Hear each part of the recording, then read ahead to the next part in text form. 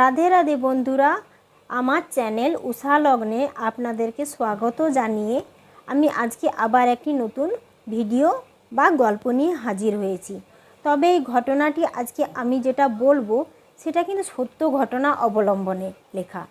এই কাহিনী শ্রীকৃষ্ণ ভক্ত কর্মাবাইয়ের। 1615 খ্রিস্টাব্দে রাজস্থানের নাগর জেলার কলবা গ্রামে জীবনরাও নামে এক কৃষকের আনন্দের সীমা নাই যখন তার ঘরে এক কন্যা সন্তান জন্ম নিল। কৃষক বড়ই আদরের সঙ্গে নাম দিল কর্মাবাই। জীবনরাও ভগবান কৃষ্ণের পরম ভক্ত ছিলেন। জীবনরামের ঘরে একটি কৃষ্ণ মন্দিরও ছিল।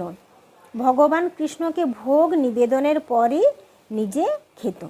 একদিন জীবনরামের মেয়ে কর্মাবাই পিতাকে জিজ্ঞেস করলেন, বাবা, তুমি ভগবানকে ভোগ নিবেদন করেই খাও? তার বাবা বলল, হ্যাঁ, একবার ভগবানকে ভোগ নিবেদন করা হয়ে গেলে তারপরেই আমি ভোজন করি। কর্মাবাই রোজ এই একই জিনিস দেখতে দেখতে বড় হচ্ছিল। একদিন কর্মাবাইয়ের বাবা তাকে ডেকে বলল, আমি কিছুদিনের জন্য তীর্থযাত্রা করতে যাব। আমি যখন থাকবো না তখন বিধিমতো ভগবানকে পুজো করে ভোগ নিবেদন করে তারপর নিজে কিছু খাবি। এইসব বিধি শিখিয়ে যাব, কিভাবে পুজো করতে হবে। এইভাবে জীবনরাম ভগবানের পুজোর দায়িত্ব এবং ঘরের দায়িত্ব মেয়ের হাতে দিয়ে তীর্থযাত্রায় চলে গেলেন। তার পরের দিন কর্মাবাই ভগবানের জন্য খিচুড়ি বানিয়ে ভগবানকে ভোগ নিবেদন করে নিজে ঘরের অন্য কাজে ব্যস্ত হয়ে গেলেন। কিছুক্ষণ পর এসে দেখল ভোগের থালি যেরকমকে সেরকমই থেকে গেল।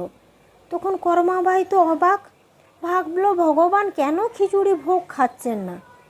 তখন সে খিচুড়িতে বেশি করে গুড় ঘি দিয়ে বলল, এখন কিছুদিন আমার হাতের ভোগ গ্রহণ করো প্রভু।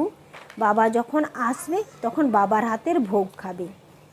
আমি তো বেশি কিছু বানাতে পারি না, শুধু খিচুড়ি বানাতে পারি। আমি অনুরোধ করছি ভোগ গ্রহণ করো প্রভু। তুমি না ভোগ গ্রহণ করলে আমি যে ভোজন করতে পারবো না। ক্ষুধায় তৃষ্ণায় কর্মাবাই ভগবানের সামনে বসে রইল। দুপুর থেকে সন্ধ্যা হয়ে গেল।